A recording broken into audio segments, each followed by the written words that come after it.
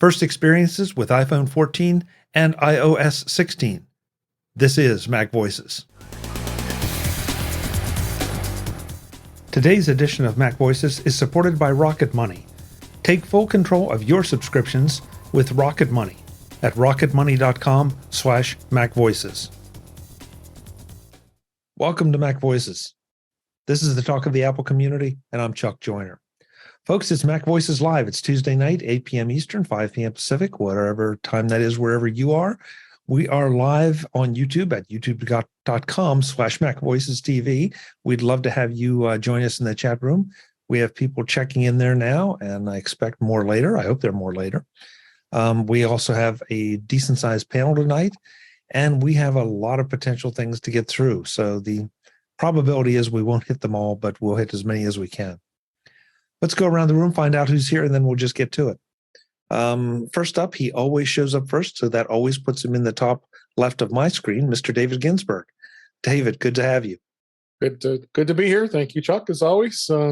It's looking forward to the conversation as always, and yeah, it's a quiet week. I think it'll be okay. It's a quiet week? Okay. I'm exaggerating. We got a lot to talk about. Yeah. Brittany Smith is here, and she is joining us from the great outdoors. Britt, good to see you. You can tell it's not a virtual background because it doesn't cut out the chair. Yeah, that's true. Yeah, that's true. Thanks for having me, Chuck. Yeah, great to have you. Great to have you. Eric Bolden has returned. I have no idea why. He just doesn't have anything else to do, I guess. Eric, good to see you. Nice to be here. Finally got my watch. So now up to date. So that's cool. Watch update finally finished. That's just a little off, but yeah. Perfect. Perfect. Beside him on my screen is Mr. Bixby. Mr. Bixby, it's great to see you. I dressed up for you, Chuck. What can I say? Hey, I appreciate it. And when you told me you were going to come in a jacket and tie, I said, please, we need to document this for posterity. Yeah, looking good. At least a couple of days a week, So yeah. You look respectable, which really doesn't mean that you should be help. Here. But yeah. Warren Sklar has joined us from his basement hideout again. Warren, good to see you. Good to see you too. I'm horribly underdressed, evidently, looking at the rest of you guys, but we'll fix it in post. Good to be here. There you go. Jim Ray is here as well, but Jim, you keep throwing me because one week you have a cap, the next week you don't have a cap. I never quite know what to expect. I always have a cap. Well, you don't tonight, so but not today. I think this is the first time, and it wasn't handy, and I thought, my hair looks okay. I kind of like it. And I'm coming to you again from Kyiv, which is further and further from the front lines. Good to know. Joining us just in time to be introduced, Patrice Brend'Amour. One more time, she's able to make it before she has to go back to work because it's the middle of the night for her. So, Patrice, great to see you. Great that I could be back. And one last time before I go back to work next week. Yeah, I mean, I did make. Hopefully, when you have other vacations, you'll be back. But I know it's a bit of a stress because what it's 8:00 Eastern. What time is it where you are? It's like 2 a.m. Oh, ouch. Okay. Well, that's what you do on vacations. You just hang around on MacVoices Live, right? Yeah, I can tell you're in Europe because no one in America has a vacation that goes on for weeks and weeks. Exactly. Yeah, this is week 3. So, yeah. Well, and before we get into it, we have one last latecomer joining. So, as soon as the camera turns on,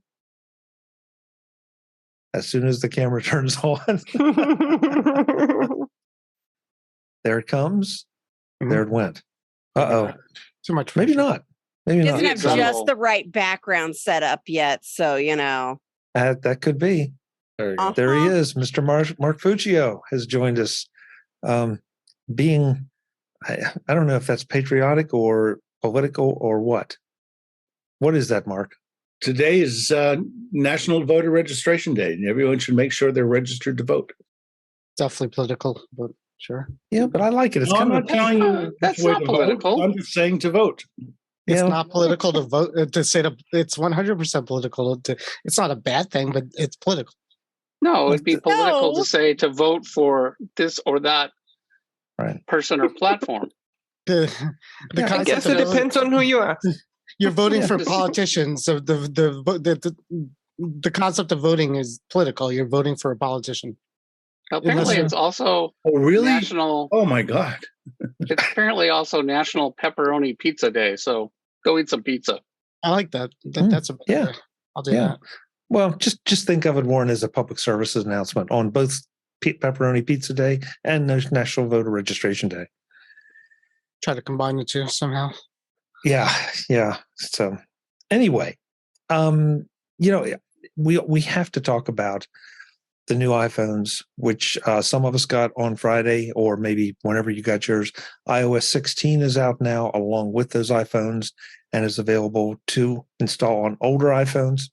And there have been a few hiccups, as there always are, but how about a show of hands here? Who got new iPhones since we last met? Okay.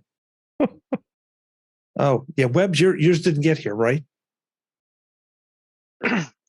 Let's see. I did get an update. Remember, I have two phones. One is expected the 27th, and the other expected the week of the October 3rd to the 10th. Hasn't come in yet, but they are expected. So, and one of them updated today. It was October. Now it's the September 27th. So a week from today, I think so. Interesting. Now, I have to ask, because since you were ordering two, did you order them both at the same time? I did. They're on two different carriers. So one's an AT&T, one's a T-Mobile. So maybe that was the difference. Okay. Webb, may I ask why you bought two phones instead of using the dual eSIM capability? That's Are last both for week's you? topic. yeah. It's Okay. Can I just say for business reasons and leave it at that? Sure. Yeah. My business pays for one of them. The other one I pay for. So Yeah, it makes sense. It is an interesting situation, especially if someone else is buying your phone, because there's a definite advantage to having both of those on one phone, but there are also some advantages to having them separate. So I don't know. What's We'll see. like having two screens? It depends if you keep them fully separate, right? So if you don't sign into an iCloud on one device and you don't use it for personal reasons, I could see that, right? Because it's a fully separate. Whereas the dual SIM, you really can't separate it out. Although I thought they were kind of weren't they trying to do something with that, where they had to work, I guess, with focus mode, right?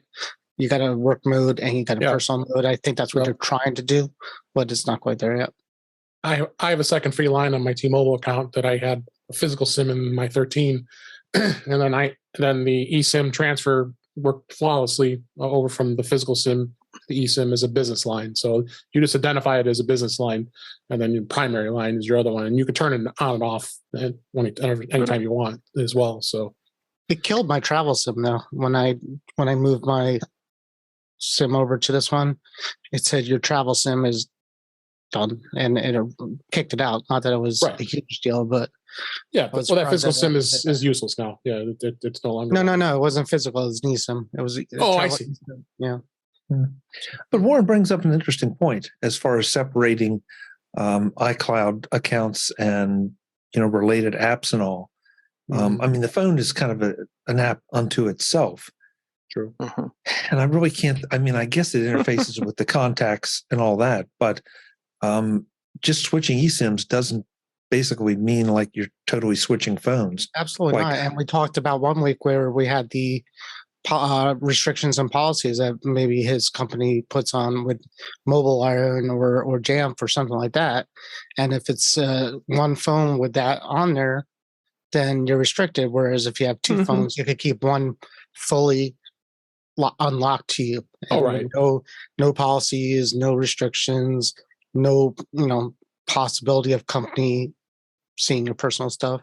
So I mean, it's definitely compelling it's a pain to have two phones, but it's a separate phone. Yeah. Yeah, You know, no, it's a lot of companies are different when it comes to that. In my case, it's bring your own device. So, you know, I have Right. I have no restrictions other than being between the four walls of Microsoft, and that's it. So, Right, but even bring your own devices. Like my last company was bring your own device too, but they you know, if you wanted to get their stuff, yeah, and same with my wife, you have to download their policy, their profile, and put that. yeah, like I said, every company's different. Yep. So Yeah. if you do that, then you know they have, you know, and again, when she moves to new phones, it's a pain in the butt because that's why she stresses out. Because when she you know, because it takes her a good 2-3 days to get the policy on, the apps that come with it, you know, email set up and things like that. She has to deal with her IT. So she doesn't want to get a new phone because if she gets a new phone, she has to do that again. She doesn't have her email. Good thing is I just did it, and the only thing I had to do was bring over some of my Microsoft Authenticator apps that I need Yeah. for. Same. I forgot to That's back it. mine up twice. Well, I couldn't back it up, so I mean, I kept the other phone still active after I transferred, and then reached out to our identity team, and then they just gave me the QR code. I scan it, and then it just transfers it back on. So we use Okta. So at my company, so I needed to, so I had to email them once to reset my multi-factor authentication because I deleted out my authenticator. And then I'm like, you know, I felt kind of stupid about that. And then I'll talk about this later, but I put the beta on my phone and it killed my GPS. So I reverted back to the non-beta. And of course, I forgot to back up my authenticator again. So I had to, you know, call my IT. No, I am IT, but called the Microsoft admins and had them reset my MFA again. So I had that. That'll happen. Yeah. Mhm. Yeah, and that's it's funny how you're talking about that because that's the biggest issue that I've had doing the switch is the Microsoft products. You know, that those are the ones that give me the most trouble doing the swap over. Everything else comes over pretty seamlessly. Yeah, I mean, when you first boot up the new phone, right? All your accounts start screen. I mean, sometimes you can't even click where you want to go because enter your password in settings and enter your exchange password. Right. I mean, every 2 minutes. So, like, you know, you got to kind of get through that bowl because sometimes your iCloud keychain doesn't pull over your passwords fast enough for the phone to catch up with itself. So sometimes that's kind of messy too. Yeah, which is one of the things I wanted to bring up, Warren.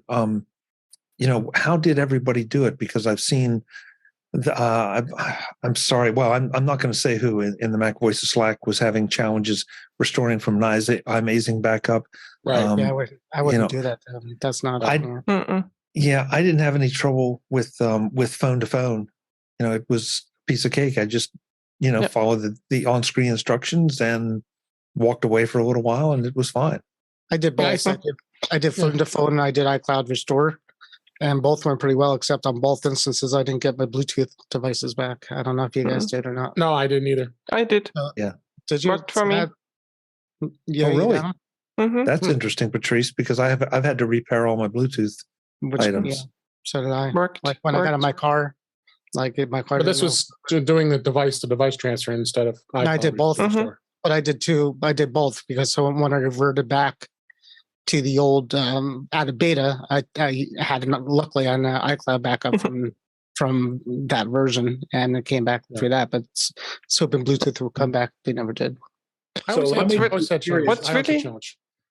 What's really nice is at least on the iPhone, if you have the beta installed, it actually will update you to the beta. Yeah. Again. So you didn't have to, like in the past, you had to do the whole set up a new phone, then install the beta, then wipe it again, and then like restore from backup. And now it just tells you, hey, this is a backup for a newer version, so you need to update. What didn't work was the same thing on the Apple Watch. There, it didn't work.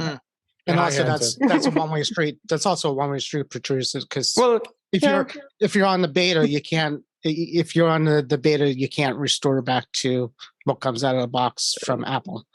Or at that least is true. Yeah. So that's why when the beta comes out last week and everybody wants to do it, you don't do it because otherwise you can't restore from that backup. You have to. I would have done it. I mean, I was did it. about to. We talked about it last week. I slapped myself a few times because I'm like, I really want to do the beta, but if you do that, you have to take your phone out. You have to update it. You have to not log into anything. Update it to the new beta, then factory reset it and restore. Yeah, I said with the phone you don't have to do that anymore. With the phone it works, but with the Apple Watch it does.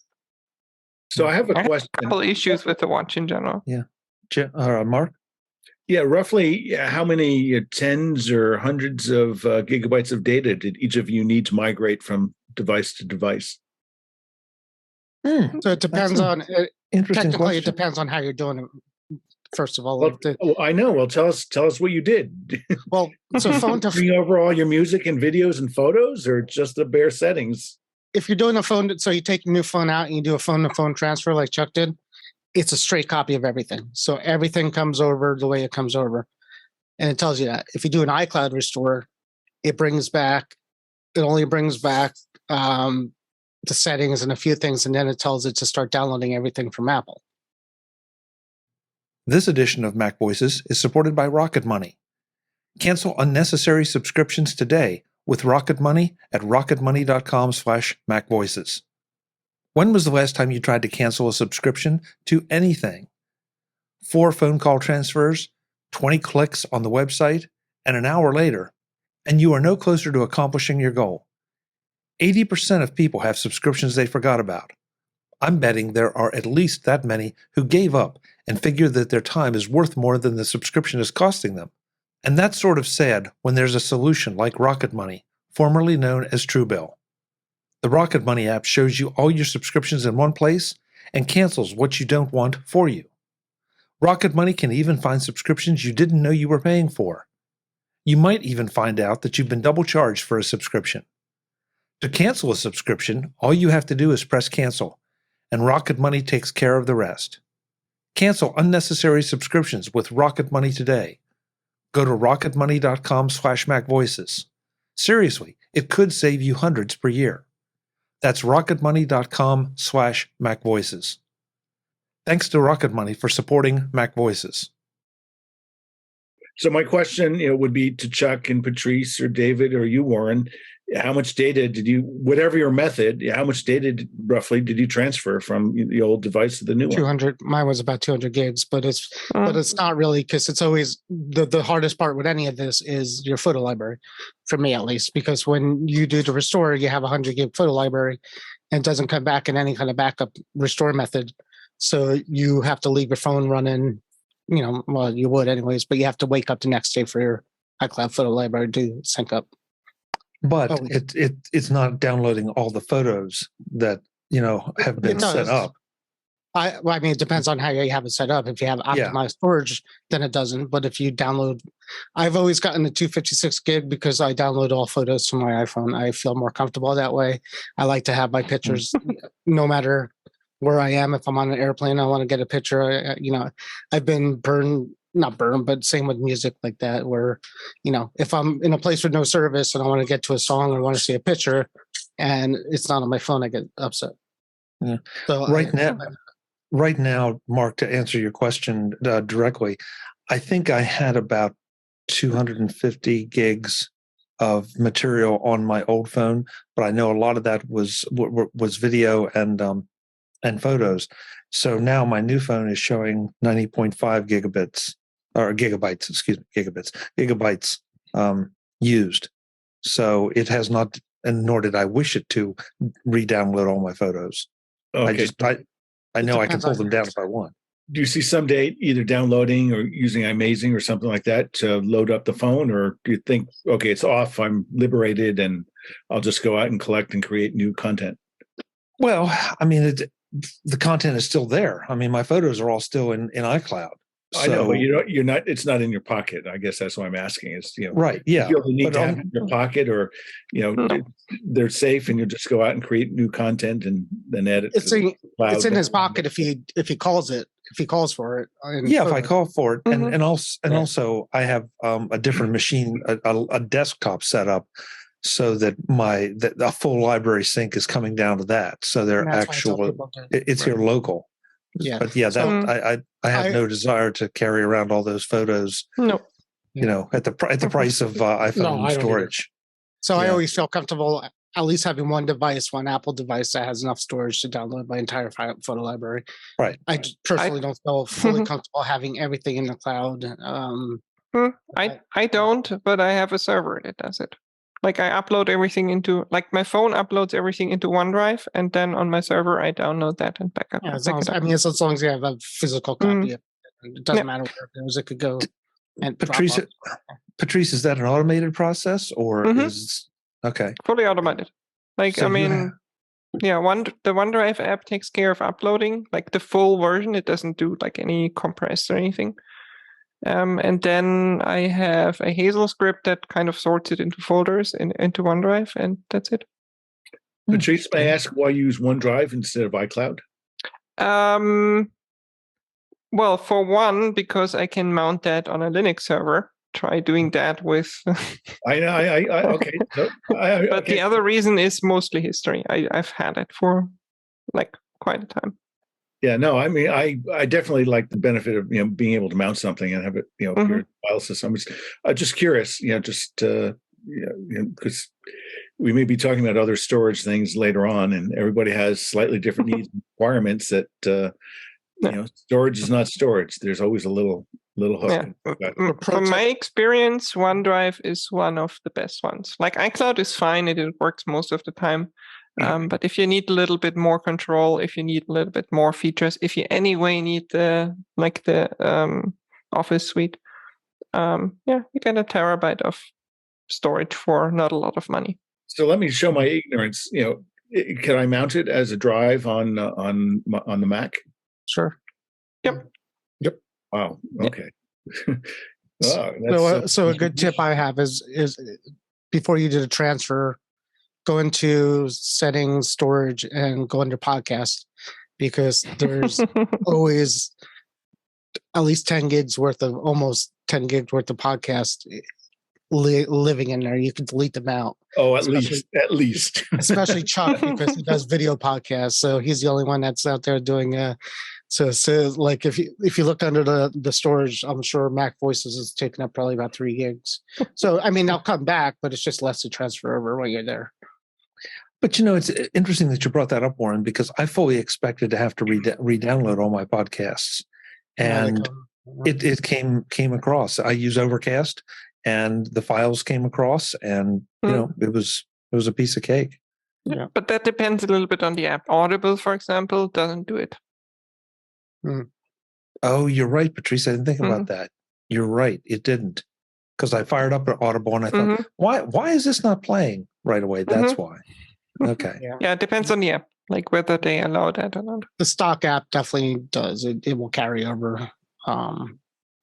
The stock app is weird too, because if you download an episode on your phone, all your Macs will download it too. It kind of follows along with that. So it tries to keep everything that you download on one device on every device.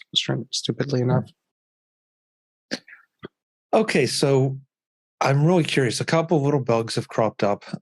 Some of which seem to be iPhone 14 specific. Others just seem to be iOS 16 specific. Has anybody experienced any of the? I think there are about 4 or 5 going around. That I think we have the vibrating camera. The shaking camera.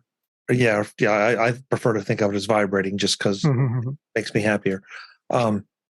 Let's see what else. The copy and paste bug. Copy and paste the bug. Yeah, I saw that a few times. Let's see what else. I'm drawing a blank here. Yeah, the copy and paste bug is really annoying. I mean, it's okay, but it's kind of. I guess I really hadn't thought about it. I mean, maybe I just haven't done a whole lot of copy and pasting since I received it. But when I saw it, it's like, yeah, okay. I mean, it's great that I'm not sure I would want it to ask every single time. It definitely wasn't that way during the beta. I mean, it does ask in certain apps and they try to access it. But if you say I'm pasting, then it doesn't and it shouldn't. And in the betas, it didn't. And yeah, so. And I had the GPS issue with the beta. And that was enough. There's very few things that make me revert back. this did. So like in the past, a couple of bugs with those betas were, huge as far as the email client not working. You weren't able to get emails. It would just kind of crash, things like that. But in the past, there was always some kind of workaround. So like when I was on beta, I would put on Spark for like a week or two so I could get my emails, and then I would carry on. But there was no fix for this, and there was no alternative for this because it really messed up your GPS. And I was traveling, and it affected my life. So I had to fix that. Yeah, but that's when a work phone is really handy, because if that happens, you just switch to your work phone and use that for a little while. I used to carry around my iPad mini at work for that reason, because I effed up my phone so badly and I didn't feel like reverting it back, so I just brought my mini with you. Webb, have you updated either one or both of your phones to 16? I did both of them. I did the work one at first, and play with that for a couple of days, and I've done the my day-to-day phone, if you will, to give it a name, my AT&T phone, which is my primary phone, and I've updated both of them. Still trying to get through the new home screen options. One of the widgets, if you will, is weather, and it comes back as blank. So there's something that's not connecting between the weather app and the weather widget on the home screen. So, Interesting. Eric, how about you? You've been quiet up to this point. Confess something for us. So I have two phones. Let's see. My AT&T phone and my US Cellular phone. And I have watch. I had the watch paired to the AT&T phone, replaced my old US Cellular phone with the new one, and I thought, well, this is the perfect time. I'll just keep the watch with whatever the newest phone is. That'll be great and wonderful. But you can't move the watch between, so if it's a AT&T Cellular watch, you can't move it to a US Cellular phone. It's got to stay on the AT&T side, or you have to switch companies, which I didn't think about before I started. So that's been an interesting adventure. So okay, I have to do something with my watch. So my watch right now is not tied to any cellular at the moment until I figure out whether I'm going to put it back on the other phone or not. One thing I did, so that was interesting. That I haven't fixed that yet, but the watch is at least up to date now, even if it's not on the right phone. Now, one thing I did discover, because I had contemplated just putting everything on one phone and just have two SIMs in one phone, and that might kind of solve my problem. But I made the mistake when I got my AT&T phone before of trading in my old phone, because it was they gave you more money, but that only works if you keep your phone under a contract, because they do their payout over time. So every month you get a little bit of your phone cost back as credits to keep, rather than just a lump sum payout. So even though it's a higher amount, you have to wait. So I have 8 more months to wait, so I can do 8 months with no cellular on my watch or attach it to the old phone, or so I might just keep 2 phones for a while longer and until I straighten all that out. But I hadn't really anticipated that part. What I did, so I think basically my life will go back to my old phone on AT&T with the watch for 8 months, and then I'll consider switching it. It has been an extra advantage though, because I really like the camera on the 14. I have been enjoying that a lot. And what I realized is when everything was running off of the phone that I was also using to take pictures, then there are a lot of times where I couldn't take a picture because I was in the middle of a call or doing something else where I couldn't switch out of my app into the phone, and take pictures. So I'm beginning to think that whichever phone has the best camera on it, I'm going to make my non-primary phone so that I can still use it for pictures. That's kind of what I hit. And then the only other thing I hit, which I guess is just an iOS thing, they upgraded the book app. So I really enjoyed the whole page turn thing where it was kind of, you could see through the page as you were turning it, and it was sort of relaxing. You could turn the page a little bit and fold it partway back and flip back and forth.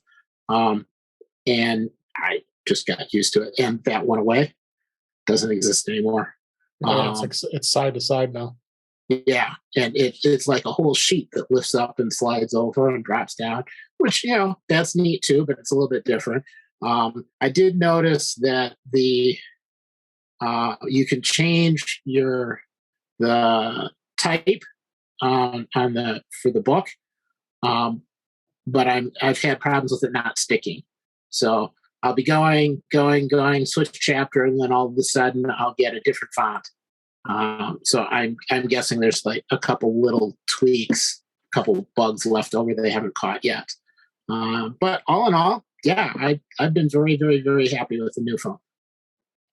So I have to ask, if I understood what you just said, I think I heard you say that you're going to use the new phone as a dedicated camera more. And so that would lead me to believe that won't be the camera, the camera that you have with you all the time when you are doing your day-to-day business. Is that intentional? Well, I always have two phones. Right now, I always have two phones.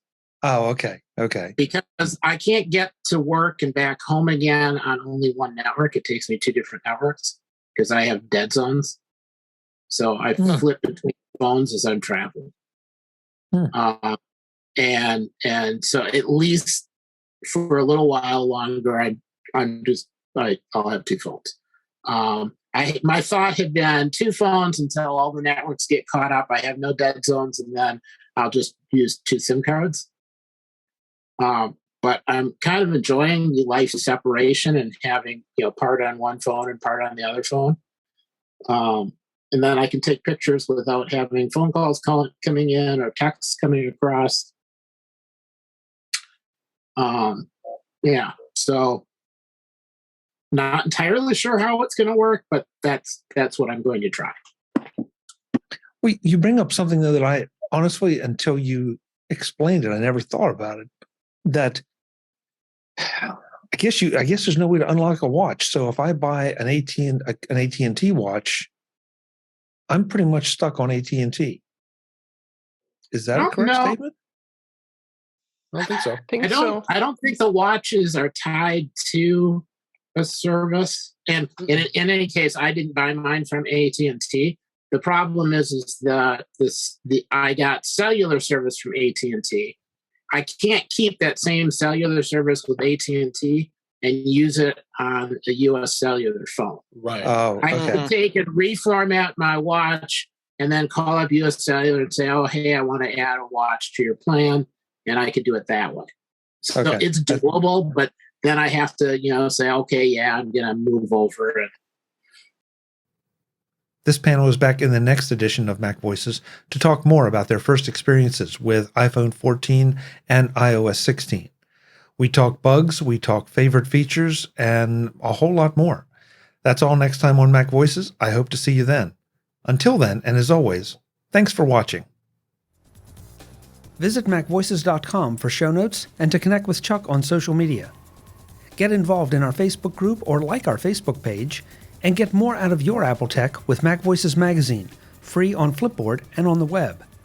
And if you find value in it all, consider supporting us through either our Patreon campaign at patreon.com/MacVoices or by making a one-time donation via the PayPal link on our front page and in the show notes of each episode.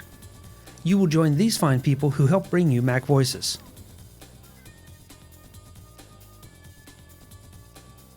Advertising handled by Backbeat Media at backbeatmedia.com. Bandwidth provided by CacheFly at cachefly.com.